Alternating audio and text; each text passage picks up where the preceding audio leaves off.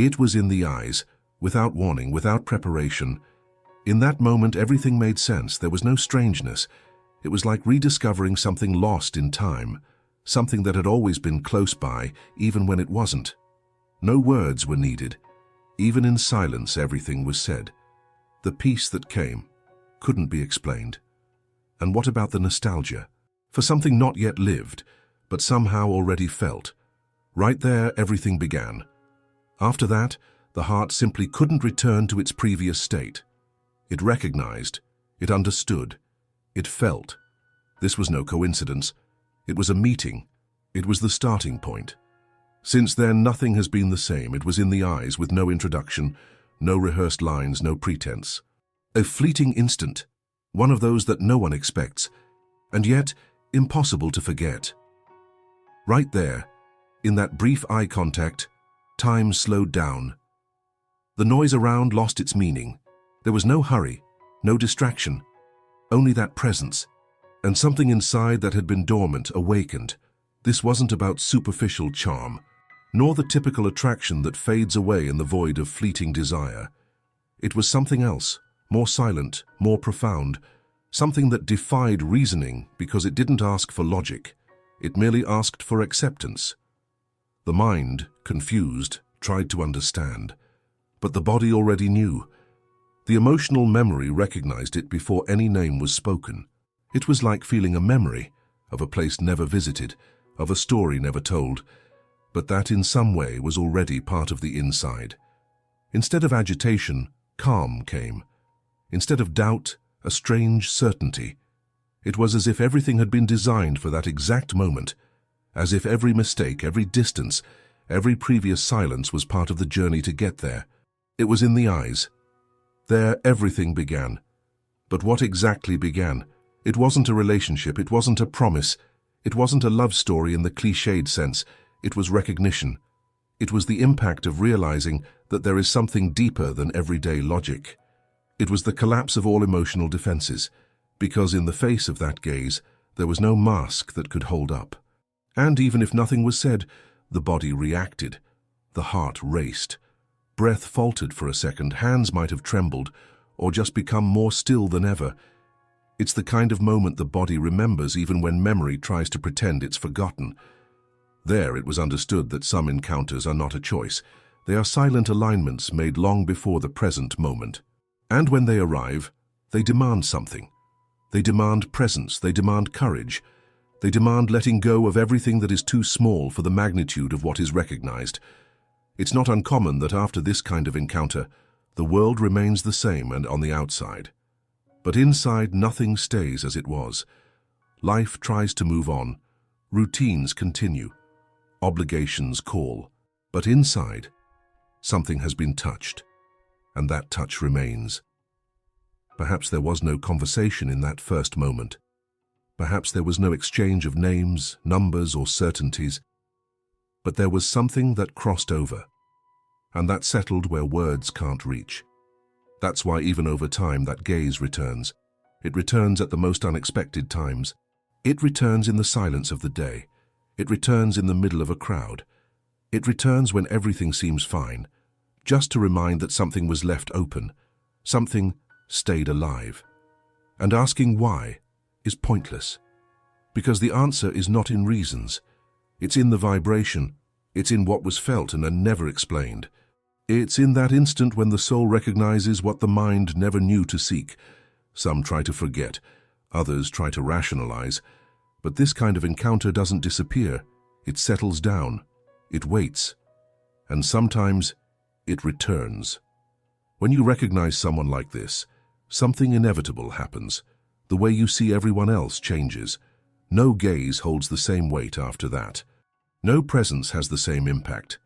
Everything becomes, in a way, less intense, because the standard has changed, the benchmark has been raised, and even unintentionally, everything starts to be compared to that moment that paused time. Some say it was a delusion, an idealization, that it wasn't anything like that, but those who felt it know that was not an invention. It was real, and precisely because it was real, it hurts, it scares, it destabilizes, Not because of the presence, but because of the absence. Because of the fact that you can't live that the same way again. Because encounters like that do not repeat. They are unique. They are points outside the line. Is it possible to move on? Yes. It's even possible to smile, live, love other people. But something remains quietly stored inside. Something that reminds you, whether you want it or not, there was a moment when everything seemed right, even without explanation, even without a future. And that changes everything. It changes your choices. It changes your affections. It changes the way you love. Because now you know what real intensity is. Now you know what it's like to be seen without needing to explain yourself. It's not about wanting to relive the past, but about understanding that glance left marks, not scars, living marks, constant presences. Some deny it, some run away. But the truth is, once touched by that kind of encounter, you can never go back to who you were. There is no way back to emotional ignorance, to superficiality, to the illusion that any connection will do. After that gaze, the criteria change, the desire changes, the soul demands more because it has already known what is profound, and deep, once felt, demands continuity. So, yes, it was in the gaze. That's where what no one could name began. That's where a longing for something that was never lived was born, but that is felt as a real absence. Is it possible to go on with life normally? Yes, but inside there exists a space that will never again be neutral. It will never again be indifferent. That connection, that presence becomes a reference, a beacon, a measure, a constant reminder of what is possible, even when it is not allowed. Those who have experienced this know there's no way to forget, there's no way to replace, there's no way to deny, because the body recorded it, the soul understood. And since then, everything has been redefined. This is what almost no one says out loud. This kind of encounter cannot be erased. It silences, but never disappears. One can fill the time, fill the void with commitments, distractions, other people. One can convince oneself that it was just an exaggeration, a fleeting impression. But deep down, very deep down, something continues to wait for a return that may never come. And that space inside, once accessed, becomes a home. Not of someone, but of a living, sensory, untamed memory. A memory that pulses, not as a beautiful past, but as an unfinished present, a suspended point between what was and what could not be, between what touched and did not remain. Sometimes life will demand we move on, make decisions, be with others, and all of this is possible, because no one stops because of a glance. But those who lived it know, even next to someone new, there are nights when the mind goes back to that moment, to that silent meeting that crossed the soul without asking for permission. It's not about idealizing, it's about recognizing that not every bond is built, some just are, without logic, without planning, without reciprocity sometimes, but true, intangible. Those who try to deny this truth often become internally unwell because the body doesn't lie. Emotional memory is not disposable, and the soul doesn't deceive. It knows who touched it. It knows what it saw. It knows what it felt.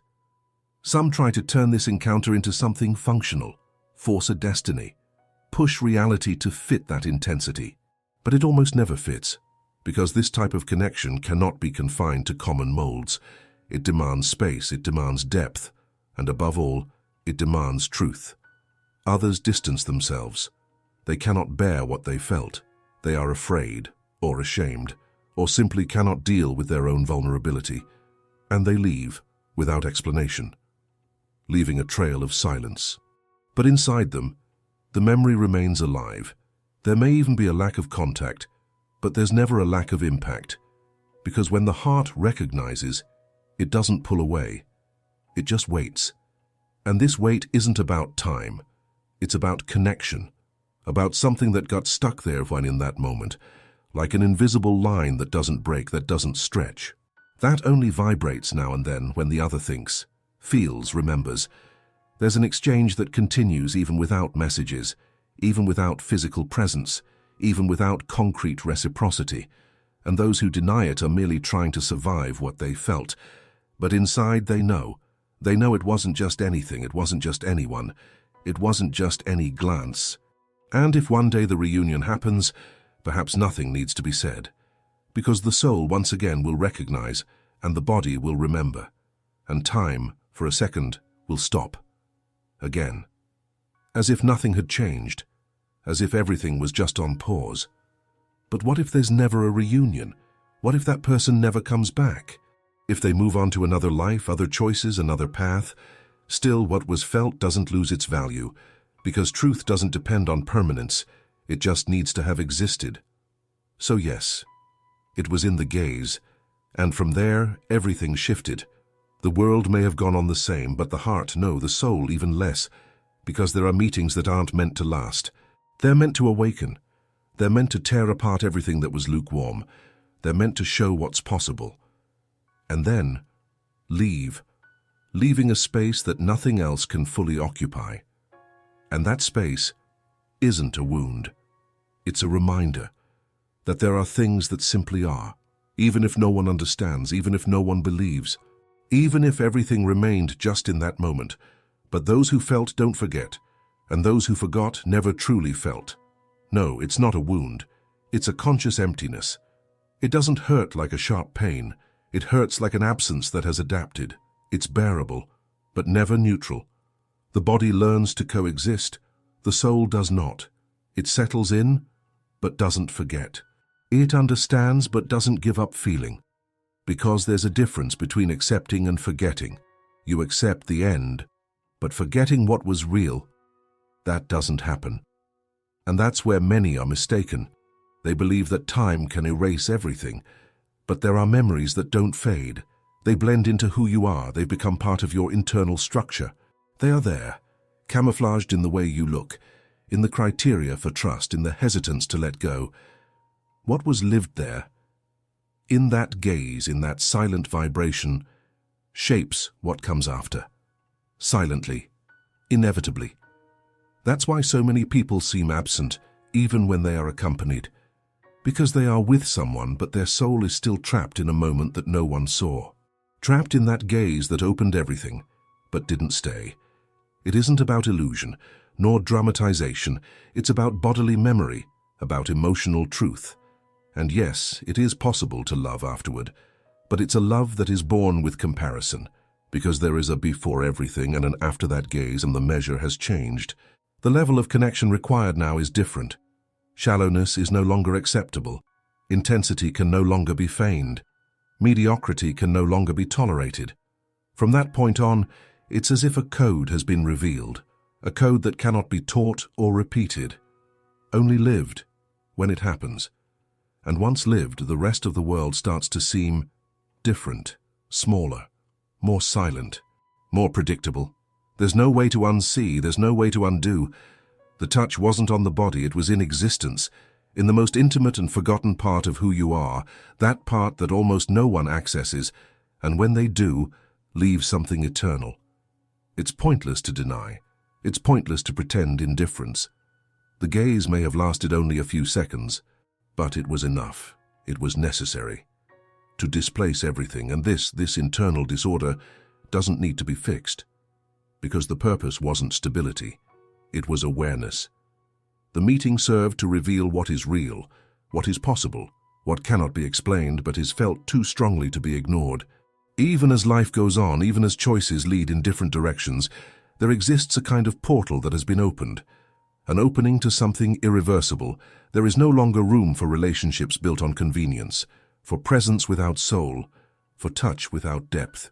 Because now we know what true intensity is, and it demands coherence, it demands courage, it demands respect for what has already been felt. The worst consequence of this is not the pain, it is the invisible demand that emerges, the demand for truth, the intolerance of falsehood, the rejection of what is too small. And then comes the silence that screams when no one is looking, the memory that pulses when everything is calm, the image that returns uninvited. And it returns whole, with color, with scent, with presence, because it was more than a meeting, it was a mirror. And after truly seeing oneself, you can never again accept being invisible. Some call it a soulmate, Others call it a connection from past lives. But names matter little. What matters is the impact. And the impact, it continues. Even with time, even with distance, even with the end. And it's not about longing, it's deeper than that. It's a lack that doesn't ask to return, but also doesn't dissolve. A living absence, present, installed. So, when everything falls silent, when life slows down, when the masks come off, that presence returns. Not to be remembered, but because it never stopped being there. It's as if it were kept in a place that no one else can reach. As if that moment froze time within the soul. Life can go on. It might even be beautiful. But there will always be a piece missing. Because what was lived there, even if no one saw it, even if no one understands, was too real to be ignored. And if all of this made sense, it's because at some level it has already been lived, maybe not the same way, maybe in another time. But those who recognize this kind of impact don't need an explanation. It doesn't matter if that perspective is still nearby or if it has become a distant memory. What matters is what it left behind, the mark, the reference, the exact point where everything changed, even if no one noticed. It's not about reliving, nor about searching. It's about honoring what was felt, and not pretending it was insignificant. If this text has touched on something you've kept inside, share it with someone who needs to remember they weren't the only one who felt that way. Someone in silence may be living through exactly this right now. Leave your comment here. Speak about what's been stuck inside, what you never had the courage to put into words. This space is yours. And if you want more content like this, that reaches where few dare to go, or subscribe, leave your like and stay. Because here the truth isn't softened, it's felt, and you're a part of it.